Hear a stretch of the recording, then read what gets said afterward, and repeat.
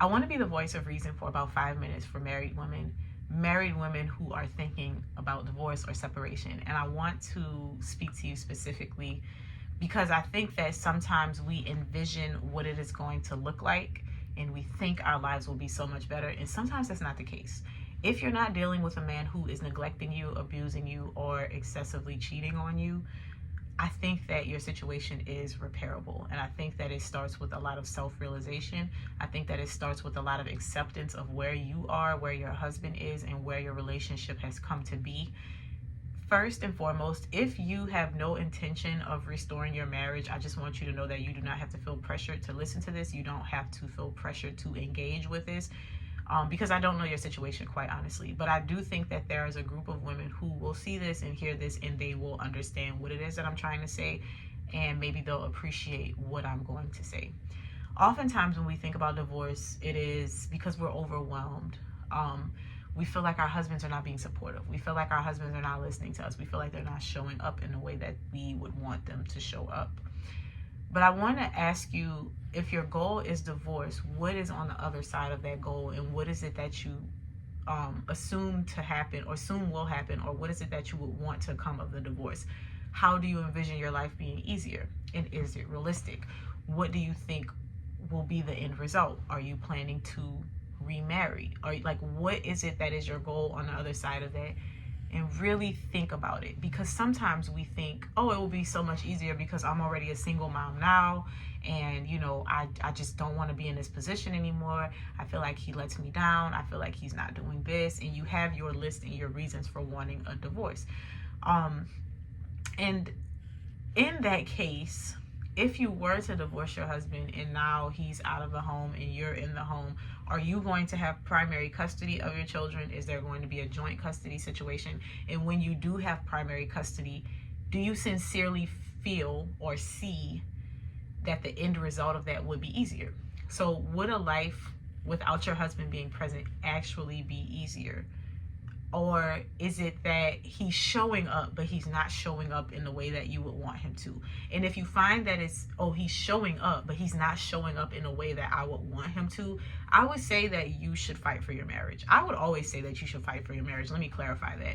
But I really do think that sometimes we have these expectations of our husbands, and there's sometimes quiet expectations. Like, we will say things, but we don't really say what the problem is. So we'll say, I'm overwhelmed, and you know, I feel like you don't help, and you're not doing anything, and I'm in this by myself, and the kids are too much. And that's saying a lot of things, but it's not really getting to the root of the issue, and it's not really expressing what you feel, because what you really feel is that he's letting you down. What you really feel is that you're in this by yourself because your husband is not performing and he's incompetent. And of course, you're not going to tell him that.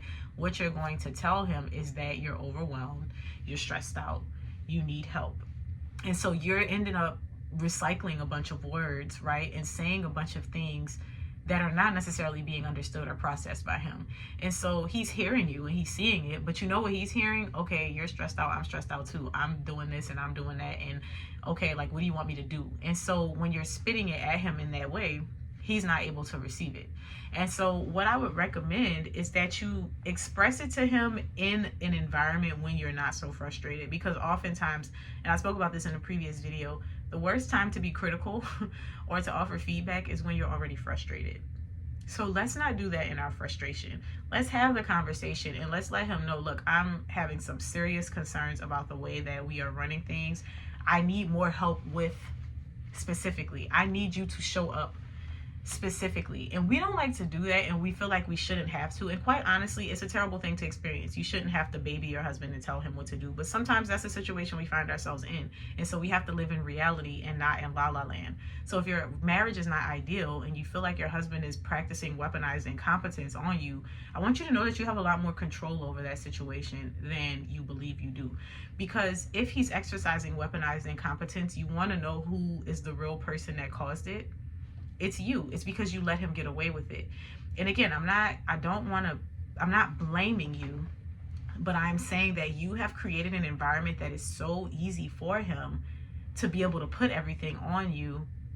And now you're complaining about the thing that you created. And sometimes the only way to reverse it is to, one, if you express it to him and he does not respond, well, sometimes he's going to respond. But if he does not respond and you just keep going on to get along in that way that is killing you inside, and I'm not telling you to abandon anything. I'm not telling you to abandon your responsibilities. I'm not telling you to drop anything and let it all spiral. What I'm telling you is, if you are overwhelmed, truly overwhelmed, you need to put things down, whether or not you have permission. Because if you continue to go in the direction of, I'm just going to keep doing it because I'm the only one that's doing it, you're going to create more resentment in your marriage. You're going to create more burnout for yourself. And all the while that you're breaking yourself down, your husband is just continuing to exist in the best way that he can. And he doesn't know that you're breaking yourself down. So if you don't put something down, you're going to crumble later anyway. So you may as well just let it crumble now. And that's a scary feeling for us because we want to have control over everything and we want our homes to be run like well-oiled machines. But I'm telling you now that if you're stressed out and overwhelmed, you need to act like you're stressed out and overwhelmed, and you need to stop doing things, and you need to let him know that you are serious about this.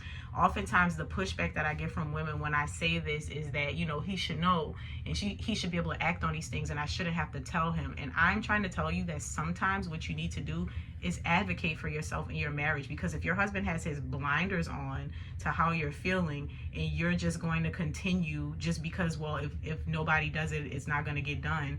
It'll get done, and you don't have to be the person to do it, especially if it is stressing you out and wearing you down. So my advice to you would be that if you feel like you're in that situation where if your husband was physically removed from the house and you actually did get a divorce and you can see it and you're like, yeah, but it would still be hard, fight for your marriage. Fight for your marriage. Advocate for it. It's going to be ugly. It's going to look nasty. You're going to want to throw things at him, but stay in it. Communicate. Give him some grace, because there's also what I like to add here is that we tend to, and I'm making a generalized statement here, as women, we tend to carry more emotional weight and mental heaviness in the home, but our husbands carry a quiet weight that they never tell us about. And so the reason that I say you don't want to be too critical is because when we come in and we're too critical, it's almost like you dismiss and negate everything that he's doing that's good. And that's not necessarily what you want to do. And I want to say that I know this for 100% fact that every woman who thinks about divorce from a man that they love don't actually want to be divorced. They just think that the divorce is the thing that's going to solve their problem. And most of the time it's not. It's just going to make things worse. Your kids are going to be impacted. You are going to be impacted. Your finances and your husband's finances are going to be impacted. And there's so many things that come after divorce. And I would say that there are women who are on the other side of divorce that don't think about those things.